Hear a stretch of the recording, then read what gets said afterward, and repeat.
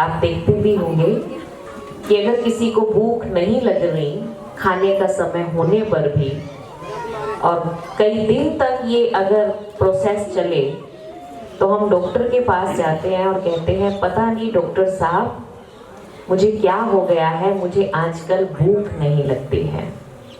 तो डॉक्टर हमें दवाई देता है भूख लगने की, क्योंकि ये तन का भूख ना लगना हम इग्नोर नहीं कर सकते लंबे समय तक, क्योंकि बिना भोजन किए शरीर को ऊर्जा नहीं मिलेगी, वीकनेस आएगी और हम अपने रूटीन के काम भी नहीं कर सकेंगे। आप में से कौन ये बर्दाश्त करेगा कि भूख ना लगे? अच्छी बात है ना, पकाना भी नहीं पड़ेगा, खाना भी नहीं पड़ेगा, कितने झंझटों से कितने काम से बच जाएंगे। पसंद आएगा? भूख ना लगे ये पसंद आएगा? नहीं आएगा। हमें चिंता हो जाती है, पता नहीं क्यों, सामने चीज पड़ी है फिर भी खाने की इच्छा नहीं होती। तो तभी कहा तन को भूख ना लगे तो तन रोगी है, और मन को अगर भगवान की भूख याद की ना लगे तो मन रोगी है। पर हैरानी वाली बात है, आज मैक्सिमम के मन को भगवान के याद की सिमरन की भूख नहीं लगती है, और हम किसी भी डॉक्टर के पास नहीं जाते। पता नहीं क्यों मेरा मन इस जीवन को देने वाले को, इस सृष्टि को बनाने वाले को पता नहीं याद क्यों नहीं करता। इसकी हमें कभी चिंता भी नहीं होती है। तन को भूख ना लगे तो चिंता हो जाती है, मन को भूख ना लगे तो चिंता नहीं होती है। और इसी के प्रत्यक्ष प्रमाण आज हम अपने जीवन में देख रहे हैं। हमने अपने मन से उसको याद किया नहीं, ताकत आई नहीं, शक्ति मिली नहीं। उसका एक बहुत सुंदर प्रूफ हमारे जीवन में है कि हमारे रिश्ते बिखरते जा रहे हैं, घर टूटते जा रहे हैं। कुछ शब्द आज के टाइम में हम बोलते बड़े शान से हैं, लेकिन वो है हमारी कमजोरी के। वो शब्द क्या है? मैं किसी की नहीं सुन सकती, मैं क्यों झुकूं, मेरे से ये नहीं होगा, मेरे को तो बस छोटी छोटी बातों पे गुस्सा आ जाता है। आपका तो बस फटाफट मुंह पे बोल देते हैं। ये बोले हमने शान से, हमें लगा पता नहीं कितनी अच्छी पर्सनैलिटी है मेरी, लेकिन ये हमारी पर्सनैलिटी नहीं है, ये हमारी कमजोरी है। लेकिन ये हुआ क्यों? क्योंकि हमारा मन कमजोर था। उसने परमात्मा से रिश्ता जोड़ा नहीं, उसको याद किया नहीं, जो प्रेम का सागर था, जो शांति का सागर था, जो हमें आनंद देने वाला था। तो खाली मन तो आवाज करेगा। जहां भरपूरता होगी वहां आवाज नहीं होगी, लेकिन जहां खालीपन होगा वहां आवाज होगी। तो ये प्रूफ है कि आज हम अंदर से शक्तिहीन हो चुके हैं। हम कहीं भी एडजस्ट नहीं होना चाहते, लेकिन जिस मन के अंदर प्रभु प्यार होता है, जो मन परमात्मा याद से शक्तिशाली होता है, वो पता क्या कहता है? मेरे झुकने से शांति होती है तो क्या बड़ी बात है। क्या फर्क पड़ता है इसमें?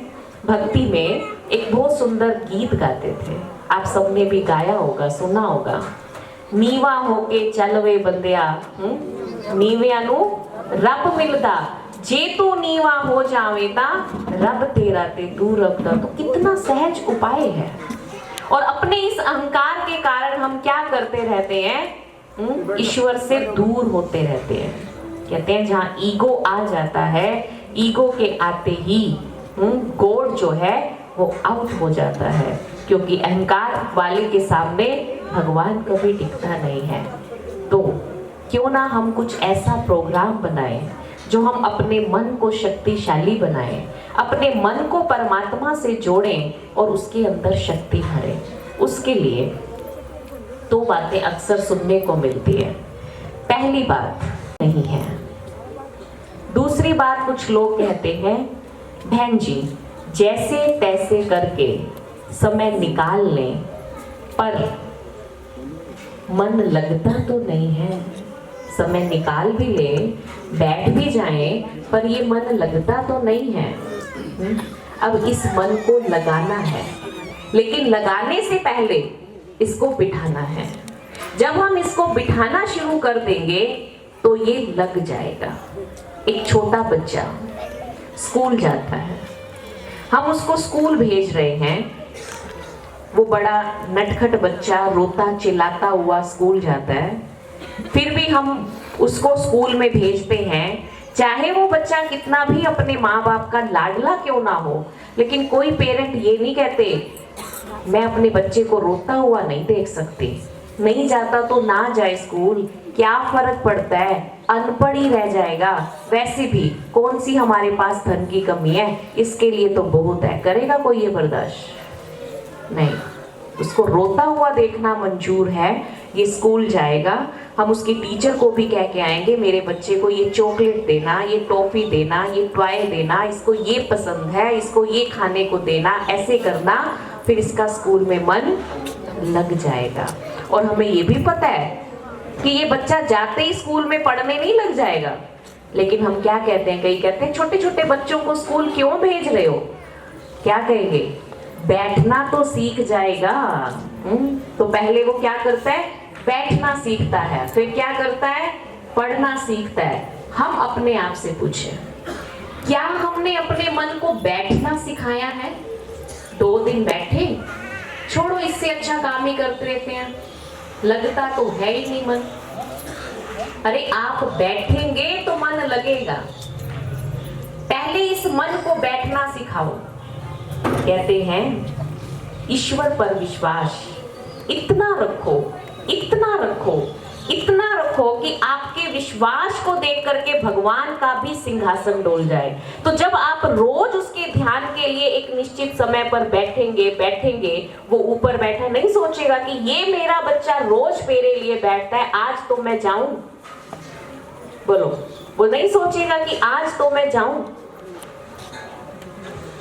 तो अगर हम अपनी दिनचर्या का इसको एक अंग बना लेते हैं, आज दिन तक हमने ये सोचा कि समय मिलेगा तो भगवान को याद कर लेंगे, इसको एक एक्स्ट्रा काम के अंदर हमने रखा कि चलेगा, नहीं करेंगे तो भी चलेगा, अगर मिला समय तो याद कर लेंगे। लेकिन आज से इस सीक्वेंस को थोड़ा उल्टा करते हैं कि हम अपने दिन की शुरुआत ही, अपनी दिनचर्या की शुरुआत ही परमात्म याद से करेंगे। कभी कभी हमारे मुख से अनजाने में निकल जाता है, जब हमारा दिन खराब होता है, कुछ काम नहीं होता है, पता नहीं सुबह उठ के किसका मुंह देखा था।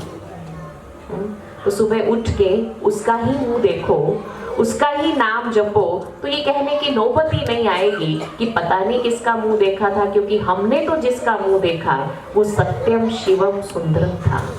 उसकी एक दीदार से, उसकी एक झलक से दिन क्या जीवन सुधर जाता है, सब कुछ सुधर जाता है। हमारा जीवन सुधरेगा, हमारे संकल्प सुधरेंगे, हमारे बोल सुधरेंगे, हमारा कर्म सुधरेगा। लेकिन कब? जब हम इसको प्रैक्टिकल में करेंगे।